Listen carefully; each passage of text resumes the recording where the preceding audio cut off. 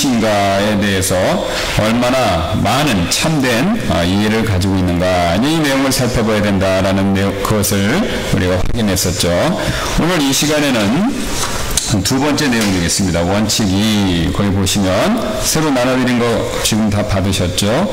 거기 교회를 평가할 때 우리는 그 지역사회의 모든 신자들이 주 예수 그리스도의 삶과 영광을 얼마나 반영하는지를 평가해야 된다. 자, 우리가 지난번에도 말씀드렸듯이 우리의 신앙의 목적이 무엇입니까? 라고 아주 한 문장으로 간단하게 말씀해 주세요. 누군가 그렇게 물으신다면 우리 굉장히 간단하게 이렇게 표현할 수 있죠. 예수님 안 믿는 사람은 예수님을 믿어야 되고, 예수님을 믿는 사람은 어떻게 되는 겁니까? 복 많이 받는 건가요? 아니면 세상적으로 출세하는 건가요? 아니면 봉사 열심히 하는 건가요? 다 일리 있는 얘기죠. 예, 그러나 그런 것들의 궁극적인 목적은 뭡니까? 바로 이제 하나님의 영광을 위해서 예수님을 닮는 거죠. 예, 그러니까 예수님을 닮는 게 하나님의 영광을 위한 최고의 방법입니다. 왜 그렇습니까? 예수님이 하나님의 영광을 위해서 최고의 본을 보이신 분이시기 때문에 그렇죠. 죽기까지 순종하시고 자신이 하나님께서 명령하신 모든 그 뜻, 그 다음에 원하시는 바, 이것을 다 전적으로 순종하시지 않았습니까? 예수님 아닌 이기심이 없죠. 다 누구의 영광을 위해서만요? 아버지의 영광을 위해서만 사셨지 않습니까? 그러니까 그와 동일하게 우리가 하나님의 영광을 위해서 정말로 내 삶의 목표로 그렇게 삼고 살아가길 원한다면 예수님처럼 삼는 삶이 바로 그것에 가장 부합하는 방법이다라는 것이죠. 자, 그래서 우리가 예수 그리스도의 삶과 그분의 영광을 얼마나 잘 반영하는지 우리가 그거를 잘 평가해 봐야 된다 이겁니다. 누누이 말씀드리지만 교회의 사이즈, 헌금 액수, 그 다음에 그 교회 안에 성도분들이 얼마나 사회적으로 각계각층의 인사들이 모였나, 이거는 다 두 번째입니다. 저는 그게 필요 없다고 말씀드리는 게 아닙니다. 어떤 분들은 그거 다 필요 없고 그냥 뭐 다른 것만 있으면 된다 이렇게 생각하는데 그것도 좀 치우친 거고요. 그런 게 있으면 다 필요하죠. 왜? 예수님 시대에 사회적 인사들도 구원받았어요. 데살로니가 귀부인들도 구원받았고, 그죠? 이제 사도행전 같은 데 보면 아그리빠 왕 같은 사람도 나중에 이제 구원받은 걸로 추정되고, 니고데모 보세요. 니고데모도 이제 구원받은 걸로 추정됩니다. 나중에 보면 아리마대 요세포스의 부자였잖아요. 그죠? 네. 그러니까 이게 신약 성경 말씀을 쭉 보면은 훌륭한 사람들, 그 당시에 권세 있는 사람들도 구원받은 사람이 적지 않습니다. 그러니까 우리가 그런 사람들이 교회에 있는 것 자체가 잘못되거나 아니면 그것이 좋은 교회에 대한 평가가 될 수는 없다라는 거죠. 그런 분들이 있다 하더라도 그런 분들이 누굴 닮아야 됩니까? 예수님을 닮는 것이 가장 중요한 척도이다 이거죠. 우리 한국교회가 안타깝게도 외적으로 양적으로는 엄청나게 많이 성장했지만 이 중요한 기준에 있어서 충실하지 못하기 때문에 여러분 어떻습니까? 우리 기독교가 지탄을 많이 받죠. 여러분 강남에 또 여의도에 엄청나게 세계적으로 규모는 꼽히는 교회들이 있어요. 게다가 그 교회 예배당 보세요. 그죠? 예. 그 예배당 지은 액수, 규모, 그 디자인 이런 거 보면 굉장히 세계적입니다. 예. 그러니까 뭐 잘 모르면 제가 지난번에도 말씀드렸듯이 미국 사람들 중에서 잘 모르는 분들은 그 한국 여의도 조용기 목사님 최고다 막 이러는 거예요. 예. 그리고 막 한국의 기독교가 양적으로 커졌기 때문에 굉장히 대단하게 보는데 뭐 그건 사실이죠. 양적으로는 대단한 건데 그러나 질적으로 우리가 정말로 하나님이 인정하시는 그런 건전한 교회로서의 기준에 비해 그 기준에 얼마나 부합하는가라는 것을 잘 생각해 보면요, 우리가 부족한 점이 많다 이겁니다. 왜 그렇습니까? 예수님 중심의 예수 그리스도를 담는 삶에 아직도 부족한 것이 많기 때문에 그렇죠. 제가 이렇게 가만히 얘기를 들어보니까요, 성도분들이 종종 그런 얘기를 해주세요. 아, 이게 교인들이 너무 손가락질을 많이 받는다는 거예요. 세상 사람들로부터. 그렇죠? 세상 사람들이 압니다. 기대하는 바가 있어요. 예수님은 최소한 부처나 마호메트보다 낫거나 최소한 똑같다 생각해요. 그러니까 훌륭하다 생각하는 거예요. 근데 그렇게 훌륭하다 생각하는 사람을 믿는 그리스도인들 역시 훌륭할 것으로 기대할 수밖에 없죠. 그런데 정작 삶은 자신보다 못한 삶을 사는 모습이 너무 많다 이겁니다. 예. 그래서 뭐 대표적으로 제가 우리 교회가 이제 안타깝게도 이사를 여러 번 다녔는데 그 이사 자리를 알아보러 다니면 교회는 안 준다는 거예요. 거의 대부분. 더 안타까운 사실은 건물주가 일명 교회 다니는 사람이 있는데도 안 준다고 그러는 거예요. 왜 안 주려고 그러냐 알아보니 뭐 저만 그렇게 그런 일을 겪은 게 아니라 다른 교회 목사님들도 다 그런 얘기를 하세요. 어떤 우리 그 사모님은 이런 얘기를 했어요. 지방에서 이제 교회를 개척해서 막 이제 알아보려고 막 그러시는데 너무 안 주려고 그래서 울었다는 거예요. 왜 이렇게 교회를 안 주냐. 자, 그래서 왜 그런가 이 말씀을 다 들어보면요, 교회가 너무 이기적이라는 거예요. 그러니까 우리는 안 그러지만 순복음교회 같은 경우는 막 시끄럽게 하고, 그죠? 시끄럽게 막 하고, 막 우리가 위층 아래층 층간소음 있고 시끄럽게 하고. 여기 우리 교회 앞에 다른 교회가 있었잖아요. 이 주변에서도 똑같은 소리를 제가 들었어요. 그 뭐냐면 앞에 교회에서 너무 시끄럽더라. 밤에 막 여기 드럼 치고 그랬나 봐요. 그러니까 너무 시끄럽다. 그런 얘기를 해요. 근데 우리 교회는 그런 얘기가 없어요. 왜? 우린 그렇게 안 하니까. 그 다음에 또 한 가지 뭐냐면 주차 문제에 있어서 양보가 없다는 겁니다. 막 있으면 싹 맡아놓고 절대 비워주지 않고 막 다 그런다는 거예요. 그러니까 그리스도인이라고 하는 사람들이 세상 사람보다 더하면 더했지 나은 면이 별로 없다 이거죠.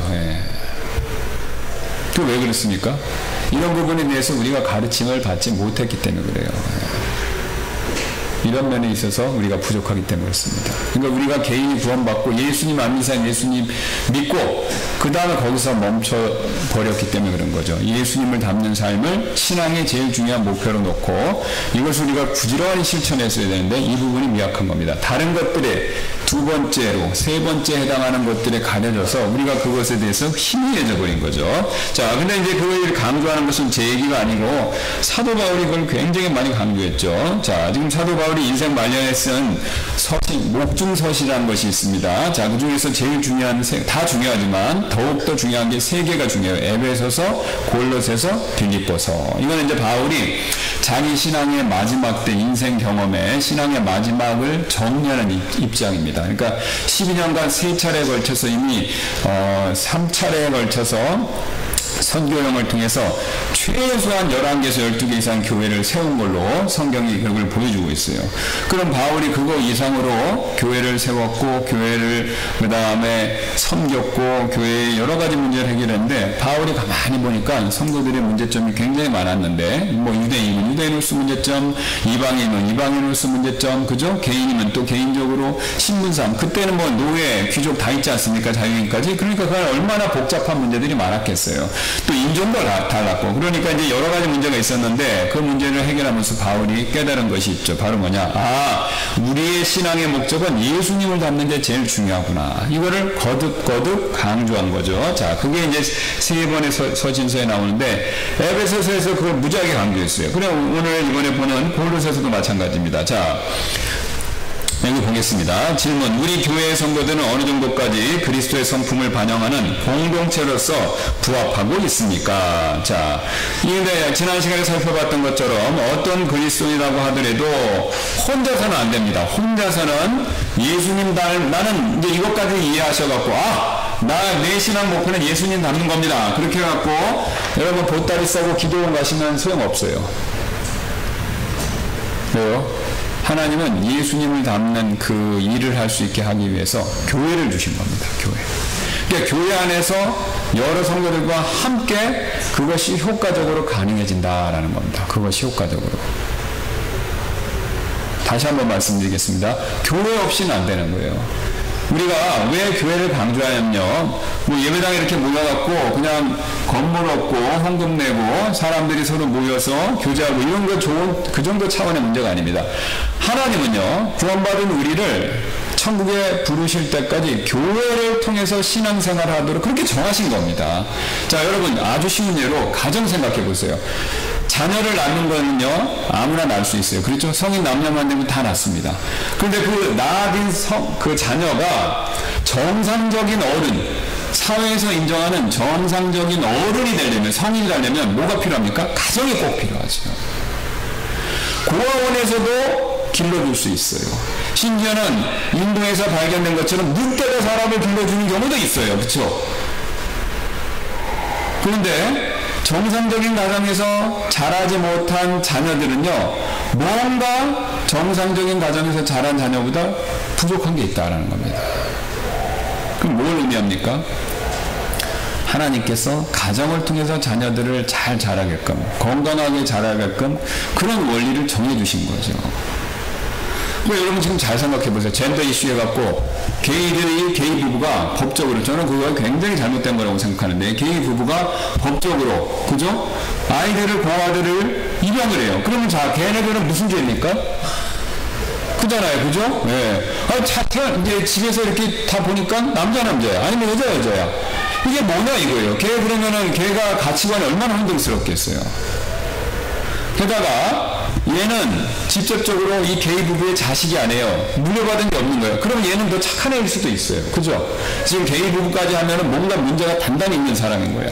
하나님이 내버려 두셔갖고 굉장히 영적으로나 사회적으로나 여러 가지 문제가 있는 거예요. 그죠? 이러한 헌법에 따르면 동성연애자는 정신병자라는데, 그 헌법의 말을 그대로 인용하면 정신병자인 거예요. 예, 헌법, 이런 헌법, 이슬람 헌법도 그렇게 주장한답니다. 예, 제 얘기가 아니에요. 예, 이거 듣고 괜히 저한테 화내지 마세요. 이런 헌법이 얘기하는 걸 그대로 저는 인용한 겁니다.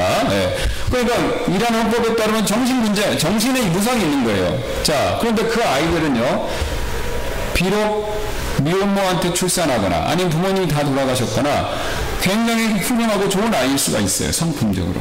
그런데 그런 부모 밑에서 자라면요, 얘도 어려워지는 겁니다. 그러니까 아이가요, 정상적으로 잘 성장하려면 좋은 부모 밑에서 있어야 되듯이, 우리 그리스도인들이 정상적으로 그리스도인으로서 성장하려면요, 교회가 있어야 되는 겁니다. 교회가 있어야 돼요, 여러분. 요즘에 인터넷이 좋아서 편리함이 많지만요, 특히 코로나 이후에 영상 예배가 굉장히 많이 유행이 됐지만요, 여러분 그건 다 한계가 있습니다. 저는 그게 나쁘다는 게 아닙니다. 필요하고 좋은 일이고 유익하지만 그것에 의해서 신앙생활 하려고 해서는 안 된다라는 거죠.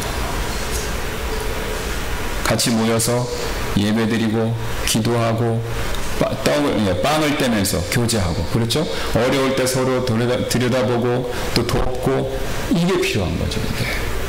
여러분 만약에 인터넷 예배로만 드리는 게 필요하면 그냥 부모가 저 멀리 떨어져 있으면서 쿠팡으로, 그잖아요, 그죠? 먹을 것만 주는 거랑 똑같지 않습니까? 네.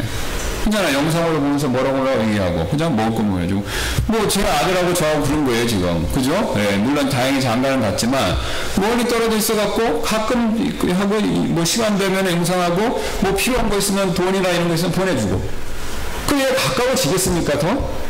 가까워질 수가 없죠. 부모 자식이라는 끈은 있지만 이렇게 얼굴을 보고 마주하는 것이 아니니까 굉장히 살갑게 가까워지는 거에 제약이 따르는 거죠. 분명히 그러는 거죠. 물론 제 아들하고 저희가 사이가 나쁘다 이런 뜻은 아닙니다만, 가까이 있으면은 더 가까워질 수 있다 이거죠. 얼굴을 직접 보면. 그게 마찬가지입니다. 그래서 우리가 교회에 모이기를 힘쓰는 이유가 바로 뭐냐면요, 우리가 교회에 모여서 함께 신앙생활을 해야, 그게 우리가 점점 성장하면서 그리스도를 본받는다라는 겁니다. 여러분, 우리 안에는요, 다양한 신앙의 배경과 또 다양한 사회적 배경을 갖고 계신 분들이 있어요. 교회라는 특징이 바로 그거예요. 무슨 클럽하고 다른 게 뭐냐면, 클럽은 특정 직업, 특정 나이, 특정 일을 하는 사람들, 이런 사람들, 취미가 있는 사람들끼리만 모이잖아요. 근데 교회는 그게 아닙니다. 취미도 틀려요. 인종도 틀려. 우리 교회 같으면 언어도 틀립니다. 그죠?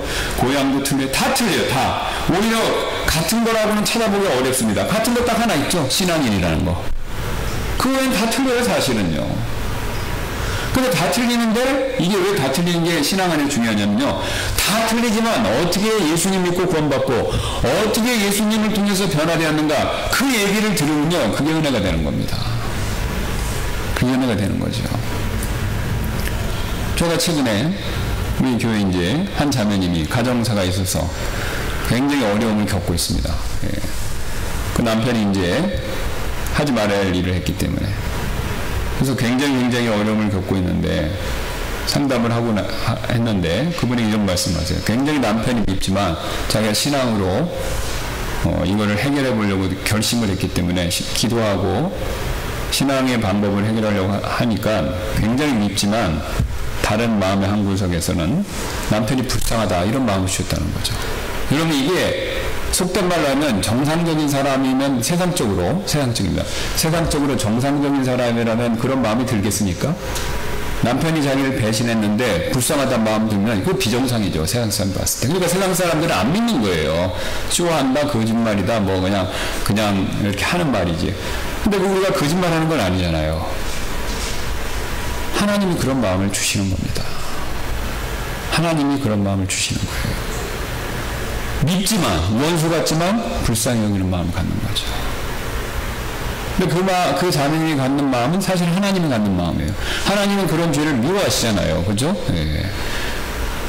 결혼 관계에 있어서 서로 충실하지 않는 거, 이거 하나님이 굉장히 미워하십니다. 그 제가 누누이 말씀드렸듯이 결혼은 언약입니다.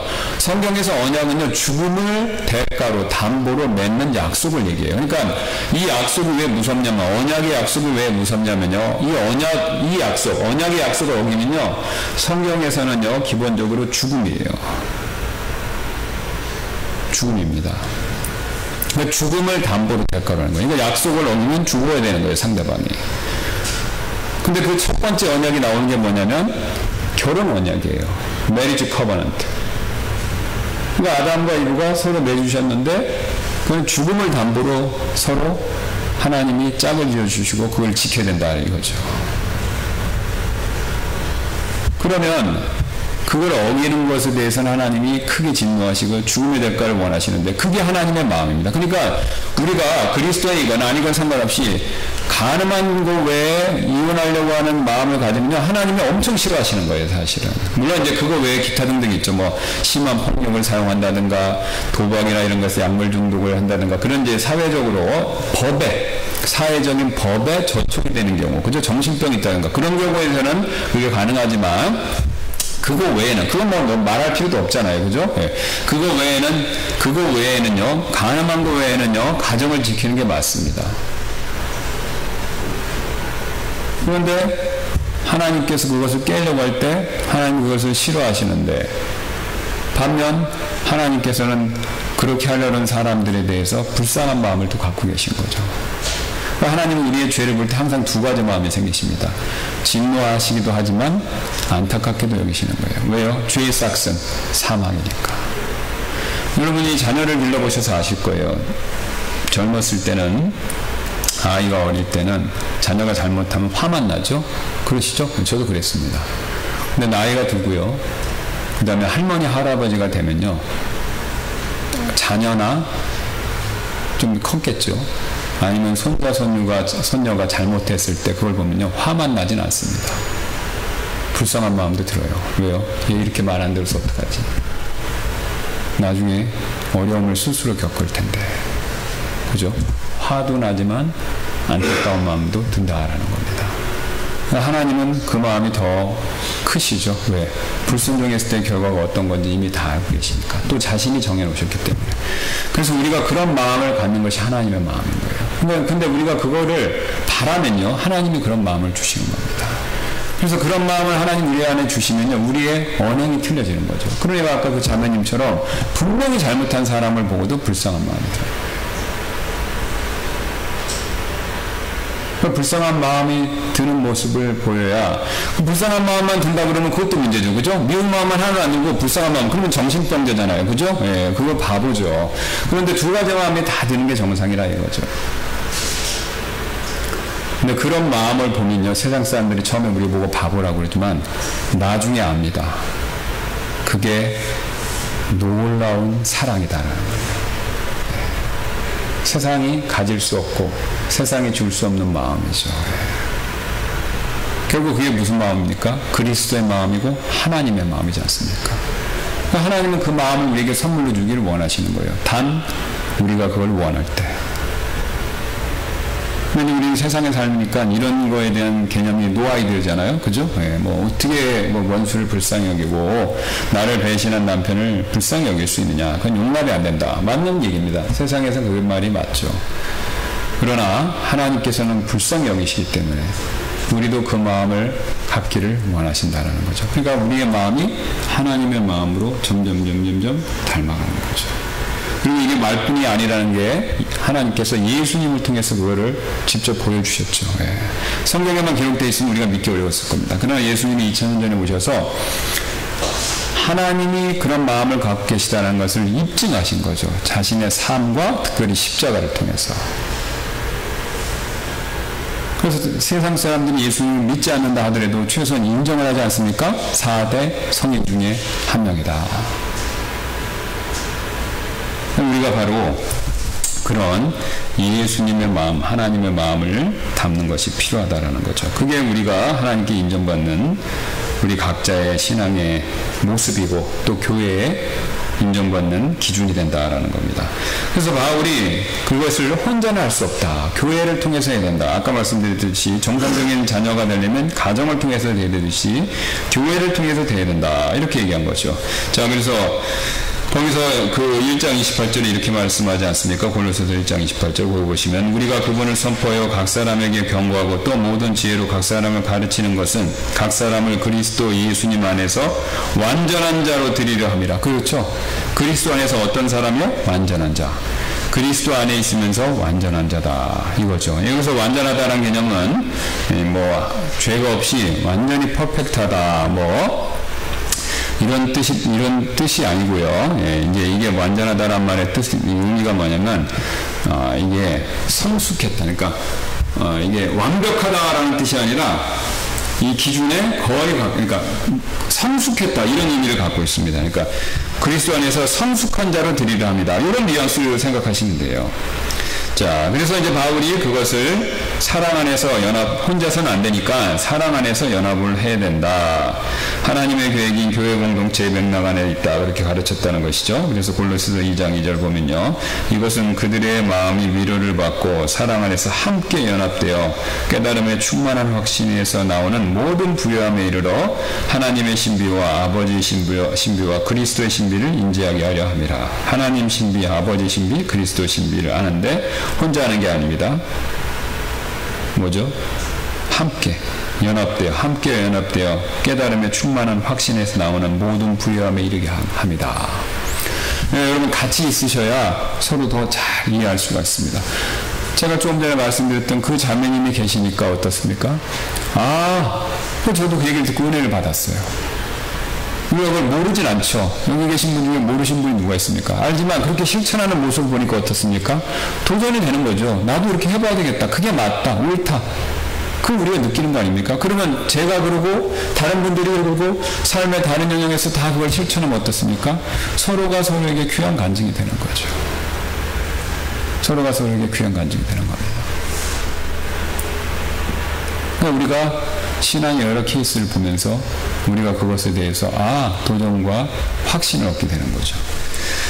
자, 그래서 사랑 안에서 함께 연합하기 위해서는 거기 이 얘기를 하죠. 신자들은 예수님이 진정 누구이신가에 대한 온전한 이해를 가져야 된다. 그러니까 예수님이 누구신가를 잘 알아야 됩니다. 자, 그래서 에베소서의 표현대로는 그리스도의 충만하심의 장성한 분량, 이게 이제 예수님에 대해서 온전히 이해한다는 것은 그리스도의 충만하심의 장성한 분량에 이른다, 이러는 것이죠. 그 다음에 또 우리는 그리스도 안에 지혜와 지식의 모든 보화가 감춰졌다, 이거죠. 자, 여기서 지혜 지식의 모든 보화가 감춰졌다, 이게 무슨 뜻이냐면요, 막 성경에 난제 뭐 이렇게 알아갖고 666이 누군지, 그 다음에 계시록에 나오는 유리바다가 뭔지 이런 거 막 미스테리 성경에 나오거든요. 예. 그런 거를 아는 걸 얘기하는 게 아닙니다. 그럼 뭘 의미하냐? 지혜와 지식의 모든 보화. 방금 제가 말씀드렸고 여러분들이 고개를 끄덕끄덕 하시면서 동의했던 이 내용을 얘기하는 거예요. 왜요? 하나님이 예수님을 보내신 목적은 뭡니까?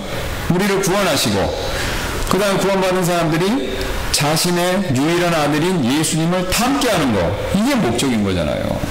그러니까 하나님 편에서 이게 제일 중요한 겁니다. 그러니까 이것과 관련된 지식과 지혜와 지식의 보화, 이걸 아는 걸 얘기하는 겁니다. 우리의 궁금증을, 단순한 궁금증을 풀어주는 그것을 얘기하는 것이 아니라요, 물론 그것도 필요합니다. 궁금하니까. 그러나 그보다 더 중요한 것은 그리스도, 그분이 어떻게 아버지의 뜻을 순종하고 아버지 말씀을 따라서 모든 것을 실천하면서 다른 사람을 사랑할 수 있었을까, 이걸 아는 게 제일 중요하다라는 겁니다. 그리고 여러분 이걸 아는 것이 여러분의 삶에서, 저와 여러분의 삶에서 가장 실제적으로 유익을 끼친다라는 거죠. 그렇죠? 여러분이 요한계시록 그거 다 주의하실 수 있고, 뭐 하나님의 교회 그 사람들처럼 뭐 계시록 알아야 된다 그래서 그거 다 한다고 가정하더라도요, 다 알고 계시고 뭐 다 뭐 설명할 수 있다 하더라도 예수님 닮는 삶을 실천 못하면요, 여러분 가정에서 다툼이 그치지 않습니다. 여러분 주변 사람들하고 갈등이 줄어들질 않아요.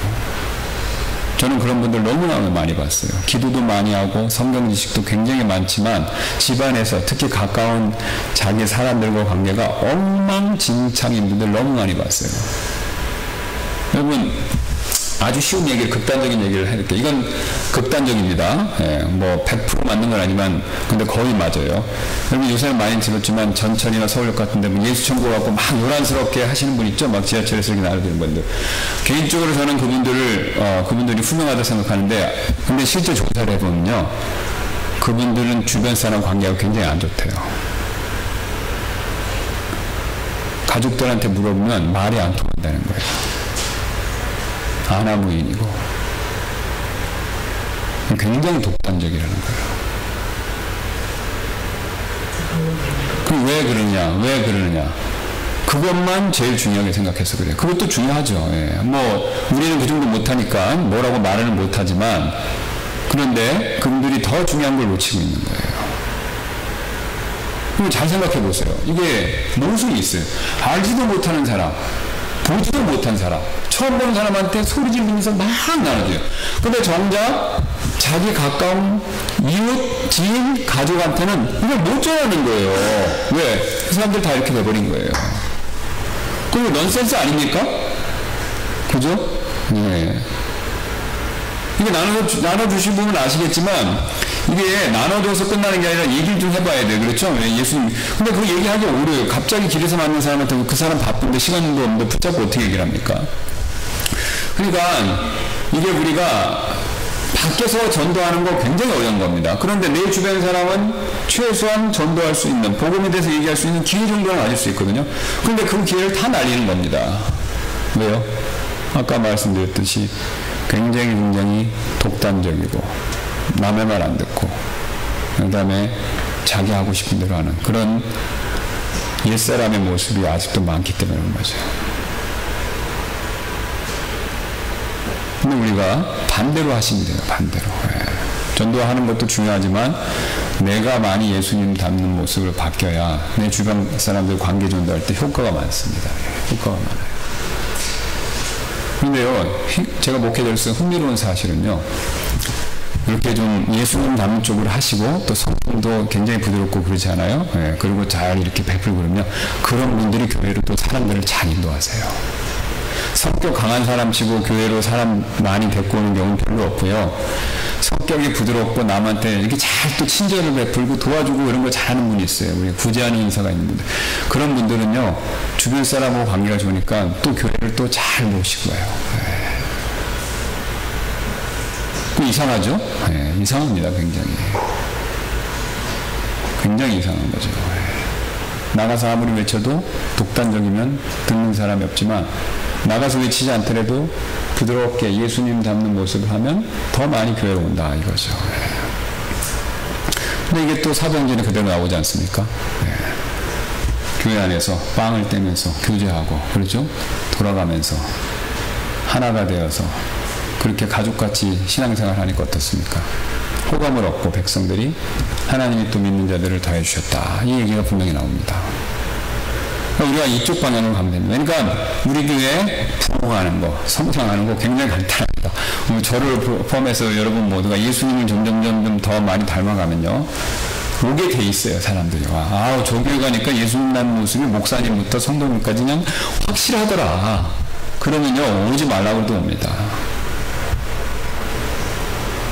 근데 우리가 그렇게 안 하고 막 인터넷으로 뭐 뿌려갖고 광고해서 엄청나게 예배당 크게 해서 왔는데 정작 그 안에 보니까 교회가 너무 썰렁하고 냉기가 막 확 흐른다. 저 교회는 자기들끼리만 속여서 뭉치고 그 다음에 인사도 잘 안 한다. 막 이제 이렇게 되면요, 우르르 왔다가 우르르 떠나요. 사실은 제가 인사를 안 해서 실족하는 분들이 얘기를 너무 많이 듣습니다. 그럼 어떤 분들은 그건 뭐 애인가요? 뭐 인사는. 그런데 그게 그렇지 않습니다. 인사를 안 한다는 건요, 안 하고 못 받았다는 건요, 인정받지 못한다는 신호예요, 사실은요. 그러니까 그건 인사를 안 하는 거는 결례예요. 그죠? 예. 특히 우리 한국 사람 같은 경우 유괴문에서는 더 큰 결례입니다. 예. 그러니까 웰컴을 안 한다는 거예요. 그죠? 그러면 교회 처음 왔는데 인사 안 하면 나를 웰컴 안 하니까 나는 오지 말라는 소린가? 이렇게 생각이 드는 거죠. 그러니까 우리가 친절을 베풀고 예수님처럼, 그죠? 예. 아니 밖에 나가서 한 사람 데리고 오기도 어려운데 자기 발로 오신 분들을 우리가 인사가 아니라 절을 해서라도 우리가 잘 섬겨야 되는 거 아닙니까? 여러분 땡볕에 전도지 나가서 해보세요. 이거 거절 얼마나 당하는데. 아니 그런데도 오셨잖아요. 그럼 우리가 잘 섬겨드려야 되죠. 잘, 그죠? 예. 그분이 뭐 부당한 걸 요구하지 않는 이상 잘 섬겨드려야 되죠. 예. 자, 그래서 우리가 그리스도의 삶을 반영하는 것이 좋은 교회, 건전한 교회의 특징이다라는 것을 우리가 골로새서 말씀을 통해서 지금 살펴봤는데, 일단 여기까지 하고 다음 시간에 이어서 살펴보겠습니다. 기도하고 마치겠습니다. 감사합니다. 하나님께서 오늘도 우리가 이 말씀 통해서 성경적으로 하나님이 기뻐하시고 원하시는 건전한 교회가 무엇인지 살펴볼 수 있게 해주셔서 감사드리고, 우리가 어쨌든 우선순위, 기준을 잘 명확하게 세워서 다른 것도 중요하지만 이것이 제일 중요하다라는 것을 확실히 깨닫고, 또 이 성경이 제시하는, 특히 사도 바울이 에베소서, 골로새서, 이제 장차 빌립보서에서 제시하는 예수님 닮는 삶이 제일 중요하다는 것을 우리가 확실히 정립해서 이것의 기준으로 우리가 신앙생활하고 우리 교회가 또 그런 방향으로 나아갈 수 있도록 주여 도와주옵소서. 이 시간 이후에 있을 예배 시간에도 하나님께서 함께 해주시고 하나님께만 영광 돌리는 귀한 시간 되도록 도와주시기 원하며 감사드리며 모든 말씀 예수님의 존귀하신 이름으로 기도드렸습니다. 아멘.